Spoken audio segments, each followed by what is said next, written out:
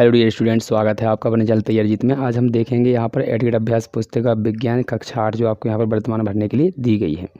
ये इस प्रकार से ये पुस्तक दिखती है। इसका हम इस वीडियो में पार्ट 2 देखने वाले हैं। अध्याय 2 इसका नाम है सूक्ष्मजीव मित्र एवं शत्रु। तो आइए पहला क्वेश्चन देख लेते हैं। यहाँ पर क्या दिया गया है, ऑब्जेक्टिव क्वेश्चन दिए गए हैं सबसे पहले आपके।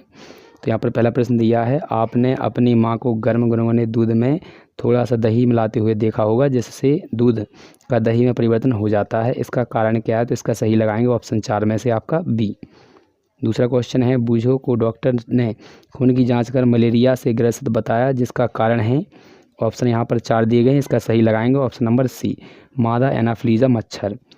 तीसरा क्वेश्चन है, निम्न में से कौन सा रोग सूक्ष्म जीवों द्वारा पौधे में नहीं होता है? तो इन 4 में से आपके लगाना है बी, पौधों का सूखना।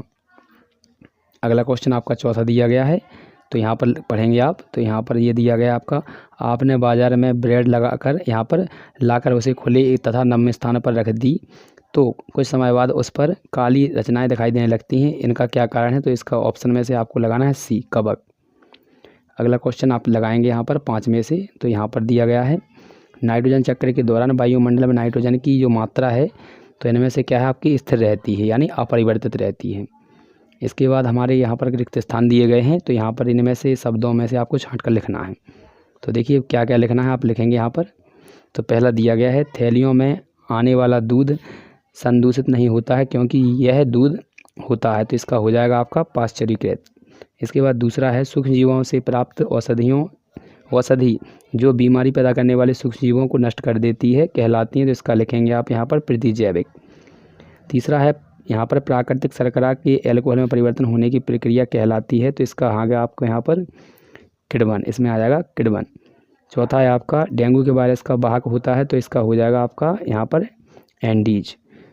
लास्ट है आपका 5वां, तो इसमें आपको क्या भरना है, संचरणीय रोग। एक बार और देख लीजिए, पहले में आपको यहाँ पर भरना है पाश्चुरीकृत, दूसरे में आपको यहाँ पर भरना है प्रतिजैविक, तीसरे में आपको भरना है किण्वन, चौथे में भरना है आपको एंडीज मच्छर, यहाँ पर मादा एंडीज, इस लास्ट में है संचरणीय रोग। अगला क्वेश्चन आप देखेंगे यहाँ पर। तो अगला तीसरा क्वेश्चन हमारा यहाँ पर होने वाला है। तो यहाँ पर लिखा हुआ है, हमें यहाँ पर छींकते तथा अथवा खांसते समय अपने मुंह तथा नाक पर रूमाल क्यों रखना चाहिए? तो इसका लिखेंगे रोगाणुओं को फैलने से रोकने के लिए। ये अगला क्वेश्चन चौथा आप पढ़ सकते हैं यहाँ पर। इसका आंसर लिखेंगे हम, भोजन में उपस्थित सूक्ष्म जीवों द्वारा विषैले पदार्थ उत्पन्न करने से। ठीक है, तो यहाँ पर ये भोजन क्यों खराब हो जाता है? तो ये आंसर हो जाएगा। अगला क्वेश्चन 5वां है आपका। तो यहाँ पर देख सकते हैं, ये दिया गया है, निम्नलिखित रोगों में से जीवाणु तथा बैक्टीरिया, यहाँ पर मतलब जीवाणु बैक्टीरिया तथा विषाणु वायरस द्वारा होने वाले रोगों को छांटना है।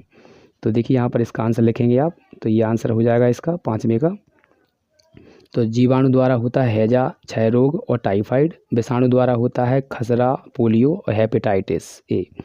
इसके बाद 6वां क्वेश्चन है, चित्र में आपको जो सूक्ष्म जीव दिख रहा है वो क्या है? तो अमीबा है। यह जीव किस वर्ग में आता है? तो ये प्रोटोजोआ में आता है।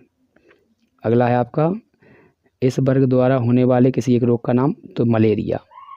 नेक्स्ट क्वेश्चन देखेंगे आप अगला। तो ये अगला क्वेश्चन है हमारा 7वां क्वेश्चन। आप यहाँ पर किताब में से देखते रहिएगा, हम यहाँ पर आंसर आपको लिखवाते चलते हैं। तो ये क्वेश्चन दिया गया है। तो यहाँ पर ये बताया गया है कि पाश्चुरीकृत दूध को बिना उबाले ही आप इस्तेमाल में ले सकते हैं, लेकिन जो अपाश्चुरीकृत है यानी कच्चा दूध है उसको आप डायरेक्ट इस्तेमाल नहीं कर सकते। क्यों? तो इसका लिखेंगे, क्योंकि अपाश्चुरीकृत दूध में कई तरह की हानिकारक बैक्टीरिया होते हैं जो बीमारी फैलाते हैं, इसलिए हमें उपयोग से पहले से उबालना चाहिए। 8वां क्वेश्चन है आपका ये। तो इसमें आपका लिखा है, चित्र का बूझो का मित्र कौन कौन सी बीमारियों से ग्रसित हो सकता है? तो मच्छरों की वजह से आपका डेंगू, मलेरिया और चिकनगुनिया होता है। अगला क्वेश्चन है आपका, यहाँ पर उसके बीमार होने का मुख्य कारण क्या है? तो मच्छर द्वारा काटना। नेक्स्ट क्वेश्चन आप लिखेंगे तीसरा।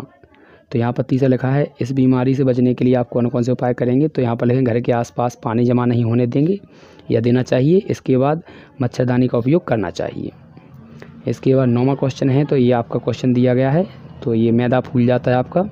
तो इसका क्वेश्चन का पहला का आंसर देंगे।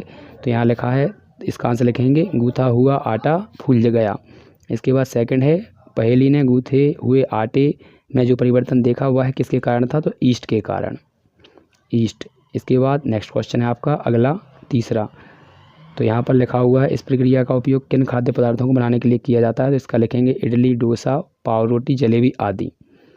अगला क्वेश्चन है आपका 10वां, हमें भोजन को सदैव ढककर रखना चाहिए, उक्त कथन को स्पष्ट कीजिए। तो इसका आंसर लिखेंगे आप यहाँ पर, भोजन को ढककर रखने से यह संदूषित नहीं होता है, यहाँ पर दूषित नहीं होता है और गंदगी की वजह से बीमारियाँ फैलती हैं, इसलिए इसे ढककर रखना चाहिए। गंदगी की वजह से क्या होती है, बीमारियाँ भी फैलती हैं, इसलिए हमें ढककर रखना चाहिए। ये 11वां क्वेश्चन है, तो इसका आंसर लिखेंगे क्योंकि इसमें मौजूद तेल और नमक बैक्टीरिया और हवा को अचार में प्रवेश नहीं करने देते।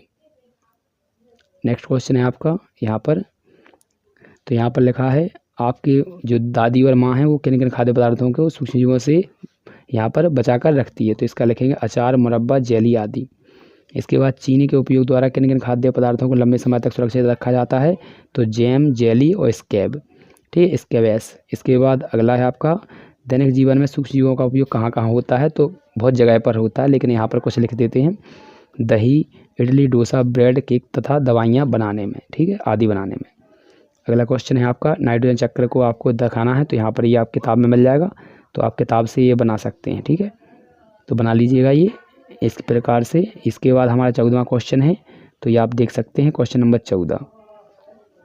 तो इसमें आपका लिखा मनुष्य में सूक्ष्मजीवों द्वारा होने वाले सामान्य रोग, उनके रोगवाहक, रोगजनक सूक्ष्मजीव और यहाँ पर उनके बचाव आपको लिखना हो पाए। तो यहाँ पर ये देख सकते हैं तालिका, इसको जूम कर देते हैं तो अच्छे से इसको नोट डाउन कर लीजिएगा, ठीक है। इनमें से अगर आपके नहीं बनते हैं तो आपको छोड़ भी सकते हैं, ठीक है, तो आप चाहें तो कुछ लिख लीजिएगा मोस्ट, इसके बाद छोड़ भी सकते हैं अगर नहीं बनते हैं तो। नेक्स्ट क्वेश्चन है आपका 15वां, तो यहाँ पर देख सकते हैं ये दिया है क्वेश्चन, इसके बारे में लिखें सूक्ष्मजीव हमें कुछ उपयोगी खाद्य पदार्थ तैयार करने में मदद करते हैं, जैसे कि दूध को जमाने, ब्रेड, केक, इडली, डोसा आदि बनाने में। पेय पदार्थ उद्योग में सूक्ष्मजीवों का उपयोग शराब, बियर आदि बनाने में किया जाता है। आशा करते हैं आपने अच्छे से आंसर देख लिया हो। इसका जो प्रोजेक्ट कार्य है वो हम अगले वाले में देखेंगे, वीडियो एक साथ में बनाएंगे प्रोजेक्ट का, तो पूरा एक साथ में बना लेंगे।